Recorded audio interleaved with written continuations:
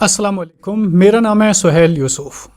تو آج کے ویڈیو میں ہم بات کریں گے 5 سے لے کر 10 سال کی ایج تک ہمیں بچوں کے ساتھ کس طرح سے ڈیل کرنی چاہیے۔ اس سے پہلے ہم نے بات کی تھی 1 سے لے کر 5 سال کی عمر کے بچوں کے ساتھ ہمیں کس طرح سے ڈیل کرنی چاہیے۔ تو یہ سیریز جو ہے نا، یہ ایج کے جو ڈیفرنٹ ادوار ہوتے ہیں، یعنی 5 سال 10 سال 15 سال، ان میں ہمیں کیا کرنا چاہیے۔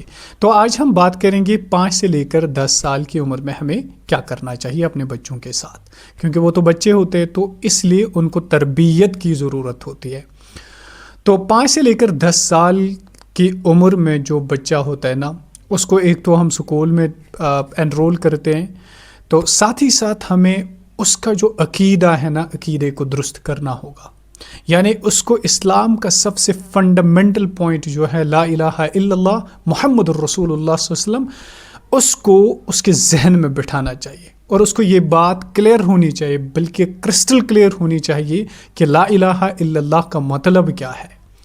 تو نمبر 1 پوائنٹ، اس میں کچھ 10 پوائنٹس ہم ڈسکس کریں گے۔ تو نمبر 1 پوائنٹ یہی آپ کو اپنے بچے کو ایک راسخ العقیدہ بنانا چاہیے۔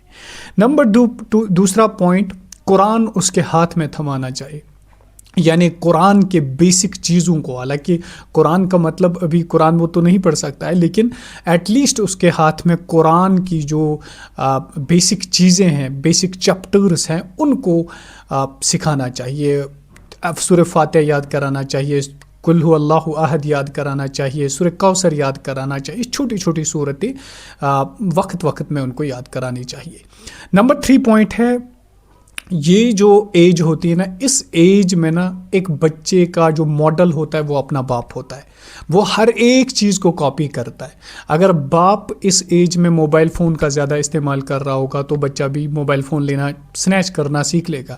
اگر باپ کوئی کتاب پڑھ رہا ہے تو بچہ بھی وہی کرے گا۔ اگر باپ کوئی اخبار یا نیوز پیپر پڑھ رہا ہے تو بچہ بھی ہو بہو وہی امیٹیٹ کرے گا۔ یا اسی طرح سے باپ اگر کہیں ٹہلنے جا رہا ہے، باغ میں جاتا، تو بچہ اس کے پیچھے پیچھے جاتا ہے۔ میرے سامنے اگزامپل ہے، جب ہم مسجد میں نماز پڑھنے جاتے تو میرا ایک کزن ہے، ان کا نام ہے وسیم، تو ان کا بیٹا ہے حماد۔ تو وہ حماد کیا کرتا ہے، جب وہ مسجد میں آتا ہے ان کا باپ، تو وہ ان کے پیچھے پیچھے چلتا ہے، یعنی وہ ڈیلی بیسس پہ نماز میں ان کے کندھوں کے اوپر کبھی چڑھتا ہے، کبھی ان کے شانوں کے اوپر چڑھتا ہے۔ تو یہ مطلب آٹومیٹکلی وہ باپ کو فالو کرتا ہے۔ اوکے، تو چوتھا پوائنٹ ہے کہ بک ریڈنگ کی عادت دلاؤ اپنے بچوں کو اس دور میں۔ بک ریڈنگ سے مراد کہ ایٹ لیسٹ اس کے ہاتھ میں بک تھما دو اور کہہ دو کہ you have to read this book, go for reading this book. تو یہ چیزیں نا جب بچے کے ذہن میں آ جائیں گی تو وہ آٹومیٹکلی پھر جب وہ اس ایج کو پہنچے گا تو اس کو ان چیزوں کا پتہ ہوگا، تو وہ آٹومیٹکلی ان چیزوں کی طرف کنیکٹ ہوگا۔ اس کے بعد والا پوائنٹ ہے کہ بچوں کو اس ایج میں مستی کراؤ، یعنی ہنسنا، کھیلنا، کودنا۔